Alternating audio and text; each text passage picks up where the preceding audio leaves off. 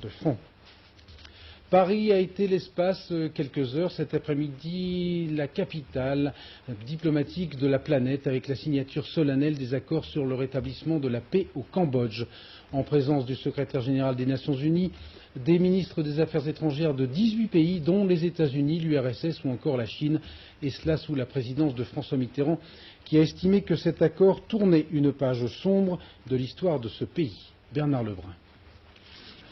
À l'initiative de la France, après 2 ans, 2 mois et 25 jours de négociations, à 19h30 ce mercredi au centre de conférence de l'avenue Kléber, là où la paix au Vietnam fut signée, le Cambodge a mis fin à 50 années de guerre dans cette région du monde. Prévu.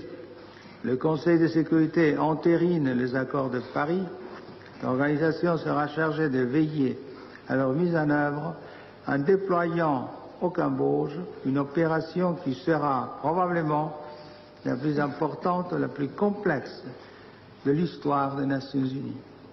À compter d'aujourd'hui, le peuple khmer va retrouver la pleine maîtrise de son destin.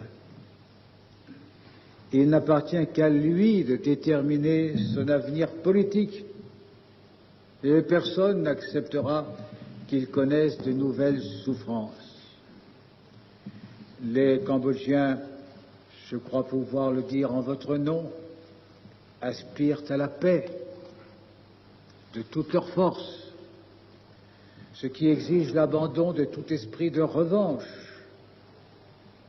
qui serait aussi dangereux que l'oubli de l'histoire et de ses drames. Après des années de guerre et de destruction au Cambodge, c'est pour moi un plaisir et un honneur de me trouver une nouvelle fois à Paris et de participer à cette cérémonie historique qui va mettre fin aux souffrances et aux malheurs de mon peuple.